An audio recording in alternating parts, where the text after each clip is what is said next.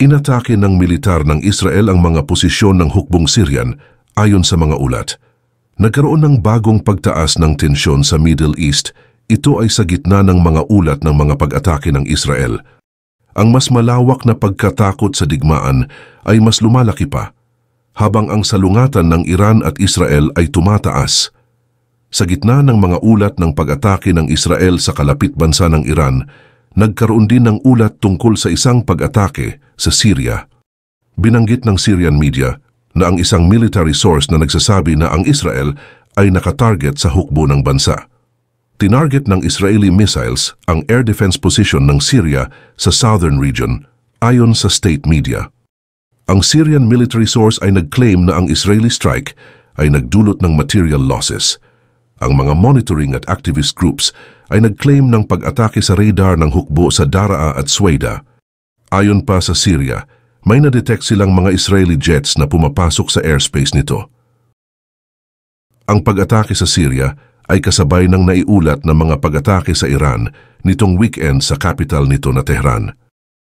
Matatandaan na ang Syria na pinamumunuan ni Bashar al-Assad ay kaalyado ng Iran at may close military ties. Ang Syria ay nagho-host din ng mga miyembro ng Islamic Revolutionary Guard Corps at iba pang Iran-linked militias. Noong 17 ng Abril, minungkahi ng isang ulat na dapat alisin ng Iran ang mga commander ng IRGC mula sa Syria.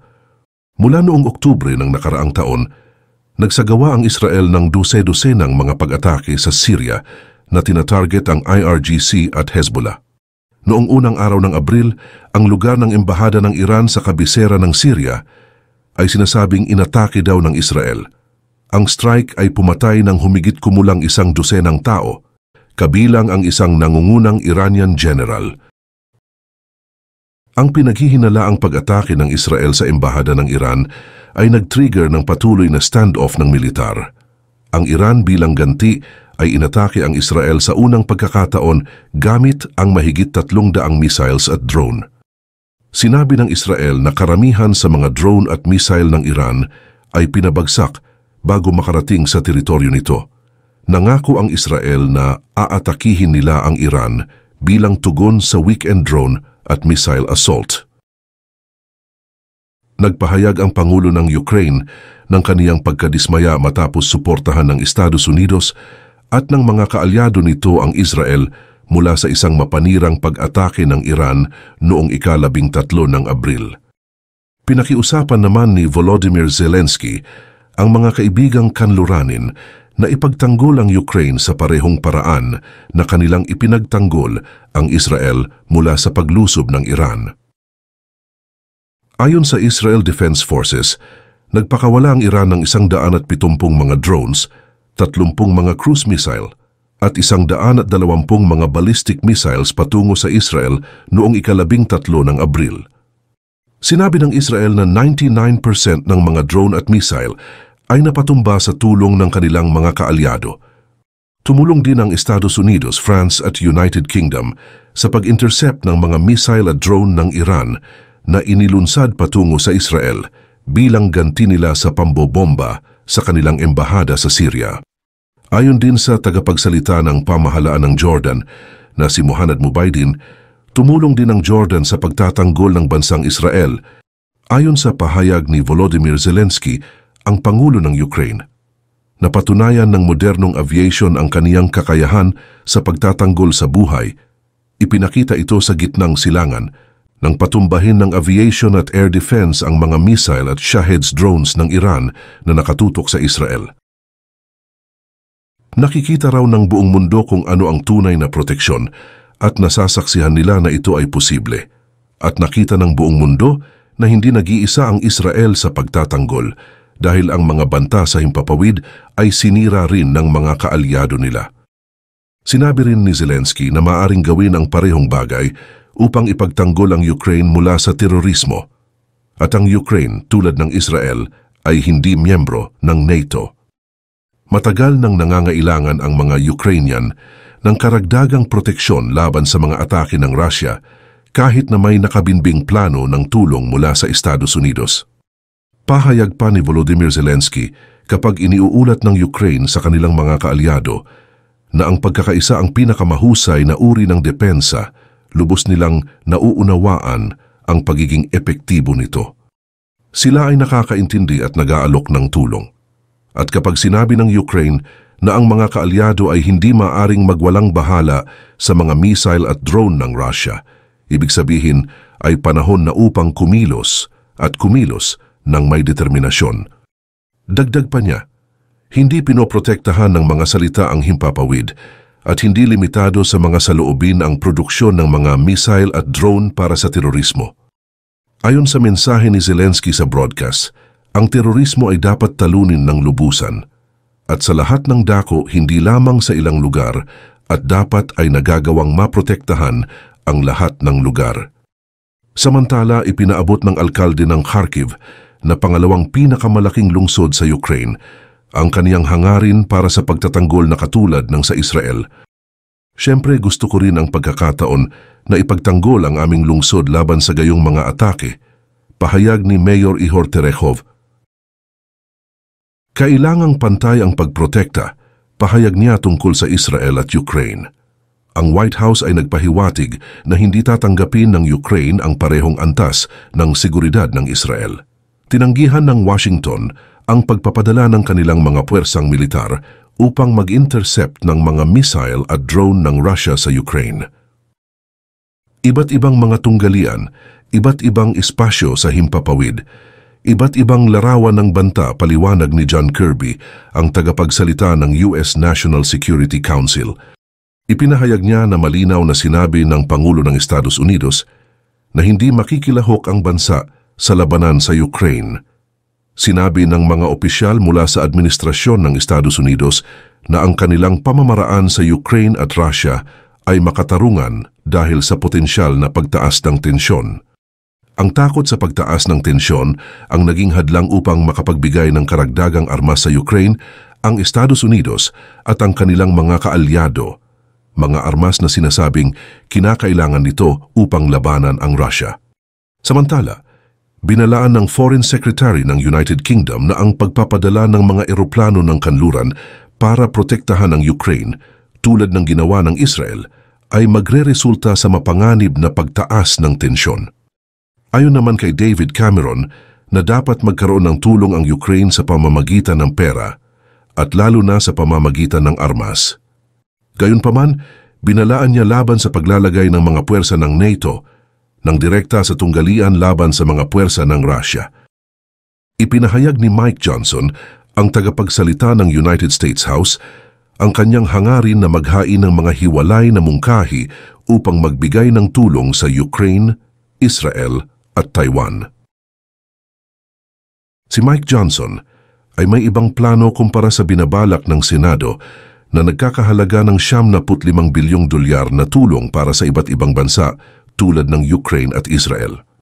Kahit na sinang-ayunan ng Senado ang plano na naglalaman ng $14 billion para sa Israel at $60 billion naman para sa Ukraine, tinanggihan ni Johnson ang planong ito.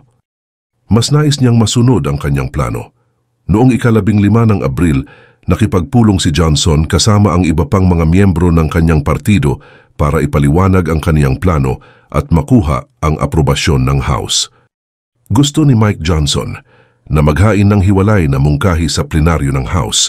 Hindi nila iboboto ang dagdag na tulong ng Senado sa kasalukuyang itsura nito, kundi sa bawat probisyon nito ng hiwalay sa 4 na bahagi. Boboto sila para sa tulong sa Israel, tulong sa Ukraine, tulong sa Indo-Pacific, at isa pang hakbang na naglalaman ng ilang mga prioridad sa seguridad ng bansa, tulad ng opsyon sa pautang at pagpaparenta, ang Repo Act, at ilang iba pang mga sanksyon sa Iran, pati na rin ang iba pang mga hakbang na matagal na nilang pinag-uusapan. Sinubukang tahakin ni Johnson ang komplikadong usapin sa politika kung saan hindi nagkakasundo ang mga demokratiko at republikano hinggil sa mga usaping ayuda. Ito ay sa pamamagitan ng pagpasa ng magkakahiwalay na batas. Napipilitan siya dahil sa mga republikanong mambabatas na tumututol sa dagdag na tulong sa Ukraine.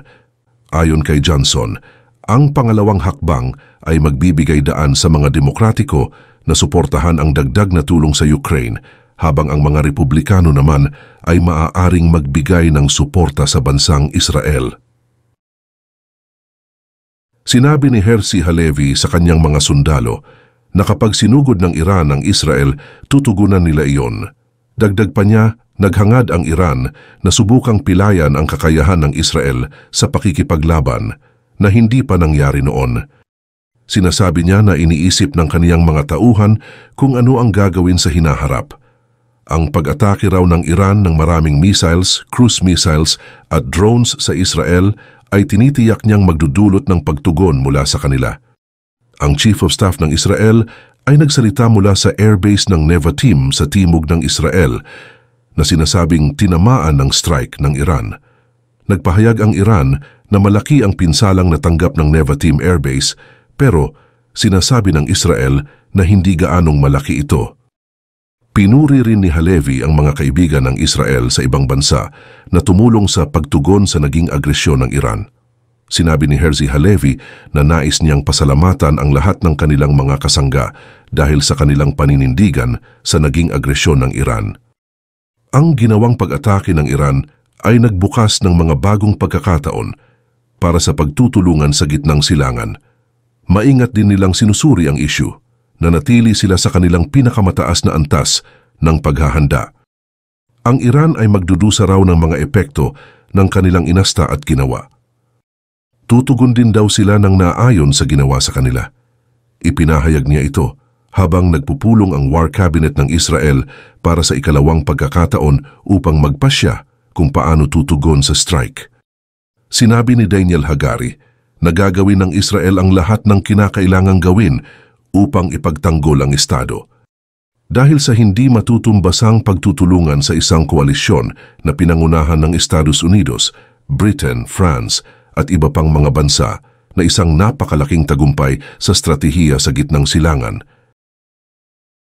Napigilan at natalo ang Iran sa ginawa nitong pagsalakay. Maliban dito, nasuplong din iyon sa base ng Nevatim. Sa tingin ko, dahil dito, mas maraming pagkakataon ang magbubukas para sa Israel, pero kailangan pa rin nating gawin ang lahat ng kailangang gawin para protektahan ang ating bansa. Gagawin namin ito sa tamang panahon, pahayag ni Daniel Hagari, military spokesman ng Israel. Sa kabilang banda, sinabi ng Israeli Prime Minister na nagdudulot ng banta ang Iran sa pandaigdigang kapayapaan at kailangan magkaisa ang pandaigdigang komunidad upang harapin ito. Sa isang pahayag na inilabas ng kaniyang opisina sa X, sinabi ni Netanyahu na dapat patuloy na magkakaisa ang pandaigdigang komunidad. Sinabi ng tagapagsalita ng Iranian Parliament National Security Commission na handang gamitin ng Iran ang isang armas na hindi pa nito ginagamit. Handa kaming gumamit ng isang armas na hindi pa namin ginagamit sa mga nakalipas na panahon. Mayroon kaming plano para sa lahat ng mga posibleng sitwasyon. Sa aspetong ito gagalaw kami ng may katwiran at tapang. Ang aming mensahe ay kapayapaan at sabay-sabay na paghahanda, pahayag ni Abul Fazl Amouei, ang spokesman ng Iranian legislator. Ipinagtanggol niya ang tugon ng Iran sa Israel at binigyang diin na hindi nais ng Iran na lumubha ang mga tensyon sa rehiyon. Sinabi ng Iran sa China na handa itong maging maingat dahil alam nito ang mga tensyon sa rehiyon at wala itong balak na palubhain ito. Sinabi ng China na naniniwala ito na ang Iran ay alam kung paano pamahalaan ang sitwasyon ng maayos at maiwasang magkaroon ng karagdagang gulo habang pinapanatili ang kanilang soberanya at dignidad. Kasunod ng pag-uusap sa telepono sa pagitan ng Chinese Foreign Minister na si Wang Yi at kanyang katambal sa Iran, si Hossein Amir Abdullahian, nagbigay ng pahayag ang Beijing. Sinuportahan ni Wang ang pahayag ng Iran na ang paglulunsad ng ilang missile at mga drone ay isang limitadong hakbang sa self-defense. Iniulat ni John Kirby na ang malaking aerial strike ng Iran sa Israel ay isang kamangha-mangha at nakakahiyang kapalpakan. Binanggit ni Kirby ang mga pahayag na ito matapos ang tulong ng militar ng Estados Unidos sa pagpapabagsak ng karamihan sa mga missile at drone ng Iran. Nakipagpulong si US Secretary of Defense Lloyd Austin kasama ang kaniyang kaalyadong Israeli na si Yoav Gallant tungkol sa strike ng Iran at ang mga resulta nito. Sa panahon ng teleconference, pinaalalahanan ng Estados Unidos ang Israel na huwag magtangka ng kontra-atake laban sa Iran. Binigyang diin din ng Washington ang matatag na suporta ng Estados Unidos para sa depensa ng Israel at muling pinatibay ang regional strategic goal kung saan dapat may pagkakapantay-pantay. Sa linggong ito, pag-uusapan ng US House of Representatives ang hiwalay na batas na nagbibigay ng tulong sa Israel at Ukraine. Sinabi ni Mike Johnson na balak niyang hatiin ang pondo para sa Israel, Ukraine, Taiwan at iba pa. Ang mga pagsisikap ni Johnson na magpresenta ng magkakahiwalay na hakbang ay bumagsak sa matinding kritisismo mula sa mga senador ng Estados Unidos. Matapos ang pag-atake ng Iran sa Israel na may mahigit sa 300 missiles at drones, humaharap at naghahanda ang Iran sa posibleng malakas na pagtugon mula sa mga kakampi ng Israel kagaya ng Estados Unidos. Sinuri ng mga eksperto ang mga air defense systems ng Iran upang makita kung kaya nitong harapin ang mga pag-atake mula sa Israel. Sa nakaraang 2 dekada, nag-develop ang Iran ng isang medyo may kalakasan na Integrated Air Defense System. Binubuo ng Integrated Air Defense System ng Iran ang isang network ng mga mobile at stationary radar stations, pati na rin ang mga command, control at communication nodes. Ang IADS ay naglalaman din ng mga layer ng mga anti-aircraft guns at surface-to-air missile units na nakalagay sa buong bansa kasama ang mga region sa border. Ang sistemang ito ay pinamamahalaan at kontrolado ng Katamal Anbiya Joint Air Defense Headquarters. Ang Bavar 373 ng Iran ay isang long-range road mobile surface-to-air missile system na unang ipinakilala noong Agosto ng 2016. Ayon sa Iranian Defense Minister, ang Bavar 373 ay maaring makadetect ng mga target o eroplano ng higit sa 300 kilometers at ito ay maglalak sa kanila kapag pumasok ang target sa range na 250 kilometer at may kakayahan itong sirain ang target sa layo na 200 kilometer. Inilarawan ng dating Pangulo ng Iran na si Hassan Rouhani ang sistema bilang isang pagpapabuti sa Russian S-300 system na ibinigay ng Moscow sa Iran noong 2016. Ayon kay Rouhani, ang defense system ng Bavar 373 ay mas malakas kaysa sa S-300 at halos katulad ng S-400. Ayon sa State TV ng Iran, maaring madetect ng Bavar 373 ang hanggang 100 mga target ng sabay-sabay at makipaglaban gamit ang 6 na iba't ibang armas. Ang Iran ay mayroon ding Sayyad 4B, isang bagong missile na may solid propellant at saklaw na 300 kilometro na maaaring gamitin kasama ng Bavar 373 Air Defense System. Ang Cordad 3 Air Defense System na ginawa ng Islamic Revolution Guards Corps ng Iran ay armado ng mga lokal na missile. Ang Cordad 15 Air Defense System ay isa sa pinakabagong development ng SAM ng Iran na naglalaman ng radar at control station na nakalagay sa isang sasakyan para sa mas mabilis na paglipat. Ipinakita rin ng Iran ang kanilang lokal na Tactical Sayyad Air Defense System noong Agosto ng 2023 na may advanced na kakayahan sa pagtukoy sa mga target. Ang Tactical Sayyad ay may self-protection system at medium-range na missile. Ang Arman missile system naman na ipinakilala ng Iran noong Pebrero ay nakaka-detect at nakakasira ng target sa malalayong distansya. Ito ay ang former Tactical Sayyad at may self-protection system din. Bukod dito, ang Iran ay naglabas din ng Azarakh Defense System na pwedeng ilagay sa iba't ibang uri ng sasakyan. Ang Azarakh Defense System ng Iran ay gumagamit ng radar, electro-optical system at thermal seekers upang makita at masundan ang target ng hanggang 50 kilometer. Kasama rin sa kanilang air defense ang Russian at Chinese systems tulad ng Tor M1 at Pantsir S1. Meron ding S-300 air defense systems na may saklaw na 195 km laban sa mga eroplano at 50 km laban sa ballistic missiles. Ang S-300 missiles ay may layuning sirain ang mga eroplano, drones at mga paparating na missile. Ang sistema ng S-300 ay may detection radars at guidance systems para sa agarang pag-target at paglunsad ng missiles sa maraming target.